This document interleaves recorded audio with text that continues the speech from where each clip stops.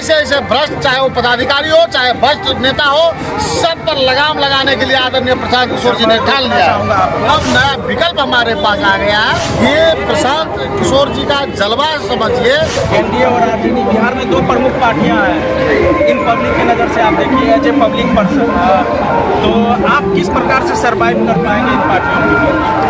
देखिए, एक्चुअल में अभी तक तो विकल्प नहीं था लोगों के लिए, तो एनडीए और इंडिया गठबंधन था, लेकिन अब लोगों को बहुत अच्छा विकल्प मिल चुका है आदरणीय प्रशांत किशोर जी के रूप में।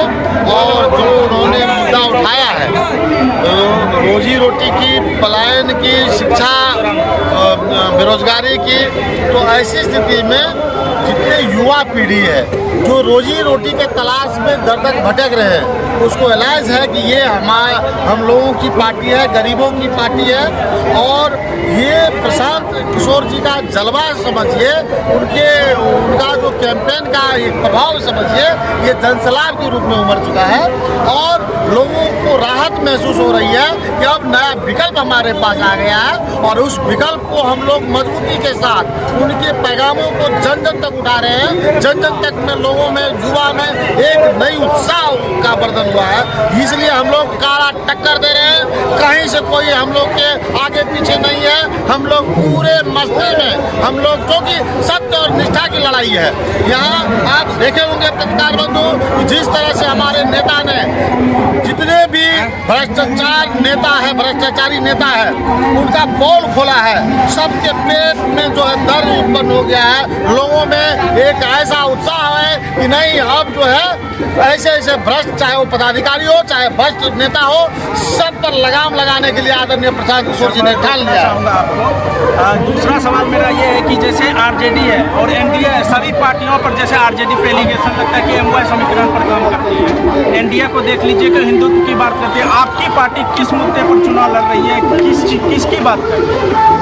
जो जनसुराज पार्टी है, आपने सही कहा, सभी का जाति आधारित पार्टी है, लेकिन जनसुराज ही एक ऐसा पार्टी बना है, सभी जाति धर्मों का समावेश है, कहीं से भेदभाव नहीं है।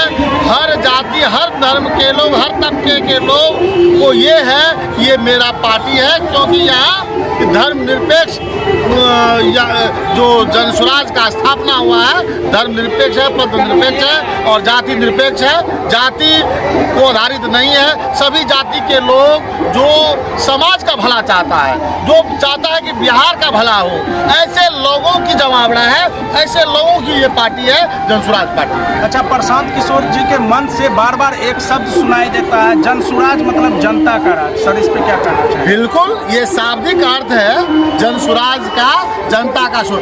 जो कल्पना हमारे बापूजी ने किए थे, जो कि जनता का राज हो, ग्राम पंचायत सशक्त हो, उन्हीं के नारा पर ये समझिए, ये जनता का सुंदर लोकतंत्र, तो उसका डिजाइनिंग ही ऐसा था कि जनता का राज हो। लेकिन आए दिन देखने को मिल रहा था, जो भी बड़े अधिकारी है चाहे बड़े पदाधिकारी है, वो निरंकुश हो चुका है, उनकी राज हो चुका था।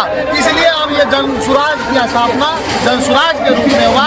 ये जनता का वाकई में सुंदर है, क्योंकि यहाँ बात होती है मुद्दों की, यहाँ बात होती है रोजी रोटी की, यहाँ बात होती है भ्रष्टाचार को नकेल कसने की, इसलिए जनता का सुंदर राज है। जी सर, दूसरा मेरा सवाल ये रहेगा कि जैसे एनडीए है, जैसे नीतीश कुमार जो है कभी एनडीए में जाते हैं, कभी आरजेडी में जाते हैं, इसी तरह से वह 20 साल तक जो है बिहार की सत्ता, बिहार की कुर्सी पर काबिज है। तो नीतीश कुमार के समर्थक बोलते हैं कि उनका जो शासनकाल था वो सुशासन की सरकार थी। आप कैसे देखते हैं नीतीश कुमार की सत्ता? वो सुशासन सुनते सुनते और जंगल राज का विश्लेषण, ये बात पुराना होता है। कैसा सुशासन? जहाँ हर मोड़ पर दुशासन बैठा हो, उसका नाम सुशासन हो। ये कहाँ से?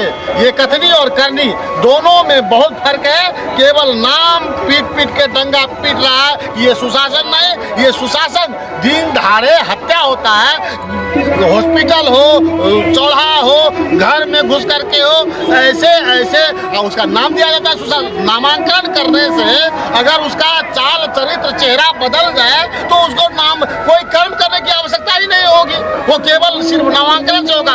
ये नाम नहीं, ये सुशासन नहीं, हर मोड़ पे दुशासन बैठा है और उस दुशासन से निपटने के लिए पुरुष अवतरित हो गया है, वो आदरणीय प्रशांत किशोर जी के रूप में। और हम लोग उनकी अगुवाई में एक सशक्त जनस्वराज, जनता का सुंदर राज स्थापित करने जा रहे हैं। ये 14 नवंबर की वो तारीख होगी जिस तारीख में ये आगाज होगा पूरे बिहार की बदलाव की, और पूरा बिहार जो है उस दिन खुशियां मनाएगा। ये आने वाला वक्त बताएगा।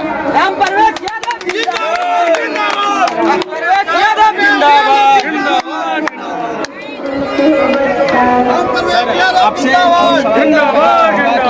जो भारत के यशस्वी प्रधानमंत्री है, जब वो बिहार में आते हैं और बिहार के युवाओं को संबोधित करते हैं तो उनका कहना रहता है कि हमने डाटा सस्ता कर दिया है। और आप रील्स बनाइए, वो भी एक रोजगार है उनका। दूसरा भी एक वायरल हुआ था कि पकौड़ा तलना भी एक रोजगार है। तो बिहार का युवा के लिए क्या रोजगार यही है? ये देखिए, गरीबों का जो हम मजाक उड़ाया जाता है, डाटा, अरे भाई यहाँ आटा चाहिए, आप डाटा सस्ता की बात करते हैं। हमारे जो गरीब बेबस भाई है, जो अपने पापी पेट के लिए जो दर दर भटक रहा है दूसरे राज्य में, दूसरे प्रांत में, दूसरे देश में, वहाँ रोजी रोटी नहीं है और यहाँ वोट लेते हैं आप बिहार का और फैक्ट्री आप गुजरात में बनाते हैं और कहते हैं डाटा सस्ता कर दिए, वंदे भारत चला दिए। यहाँ श्रमिकों को ठूस ठूस लेकर के ये लेबर राज बनाना है क्या? और बना रहे हैं। उनकी मानसा, चाल और चरित्र निश्चित उसमें संदेहास्पद है, उसमें संज्ञान लेना चाहिए। और हमारे जो बिहार के जो देवतुल जनता है इस बार उसका करारा जवाब देगी। वो ईवीएम के जो है वो ईवीएम में अपना जो है बटन टिप टिप करके उनकी आवाज़ उसका जो है उनके कान तक इस बार जाएगी और बताएगी कि नहीं, आपको डाटा नहीं, आपको आटा के लिए, उसकी रोजी रोटी के लिए काम करना होगा। ये कह करके आदरणीय प्रधानमंत्री जी लोगों का मजाक उड़ाना बंद करें, बहुत हो गया अब खेल।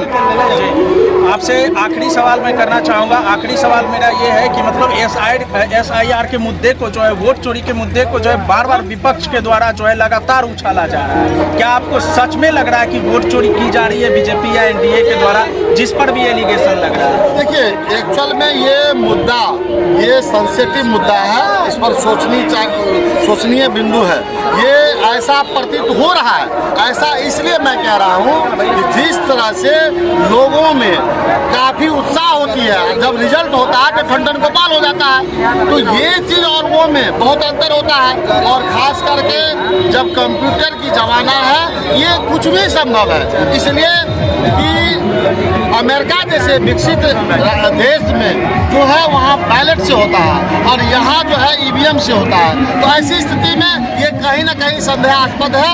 और जो ये एलिगेशन लग रहा है उनकी जांच होनी चाहिए, और अगर जांच होकर के ये लगे तो आप उसको बैलेट से ही करवा करके देखना चाहिए। क्या दिक्कत है? जब हमको परिणाम ही लेना है, जो जनता का जिस पर विश्वास हो उस विश्वास की बात को रखना चाहिए। भले ही समय लगेगा, लेकिन वो बैलेट की बात है वो होना। ये वो मुद्दा राहुल गांधी का कोई हमको लगता है अतिउत्सुकता नहीं है, गलत नहीं है, ये हम लोग को भी संदेह लग रहा है।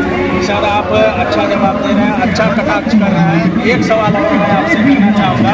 धारा 144 लागू होती है, इलेक्शन का समय रहता है और दुलारचंद यादव की निर्मम हत्या कर दी जाती है, और जब सरकार से सवाल पूछा जाता है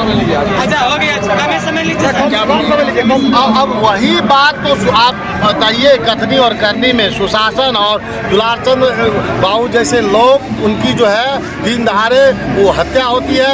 ये कहाँ गई पुलिस, कहाँ है कार्रवाई? यहाँ कार्रवाई जो है अब मान के जिस तरह से अभी दिखावे के लिए कुछ दिन के लिए जेल गए और वो कहते हैं कि भाई जेल तो हमको देखल है, क्या होगा?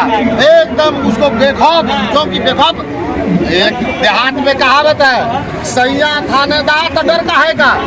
उनका जो है राजनीतिक पकड़ इतना है, नीतीश बाबू उनके लिए स्पेशल कानून बना देते हैं छुड़वाने के लिए, उनको काहे न मनोबल उठेगा। और यही कारण है कि अपराधी बेखौफ हो चुका है, बेलगाम हो चुका है, उसको नकेल कसने की जरूरत है। और नकेल कसने के लिए पुरुष अवतरित हो गए हैं, उसका नाम आदरणीय प्रशांत किशोर जी है, जो अब बिहार की राजनीति में भूचाल ला दिए हैं और ये चीज़ आपको देखने को मिलेगा 14 नवंबर के बाद। और मैं हाथ जोड़ करके अपने बिहार के वासियों से, खास करके निर्मली वासियों से आग्रह करते हैं कि अब एक एक वोट इस भ्रष्टाचारी के विरुद्ध, ऐसे लोग जो बिहार को ठगी करते हैं, बिहार को जो है मजदूर का फैक्ट्री बना दिए हैं, ऐसे लोगों को कड़ा जवाब देना होगा। तब जाकर के बिहार में अमन और चैन की बात होगी, यहाँ गरीबों की सरकार होगी, रोजी रोटी की बात होगी, मुद्दे की बात होगी। सर, हमारे साथ जुड़ने के लिए आपका बहुत बहुत धन्यवाद। बहुत बहुत धन्यवाद आप।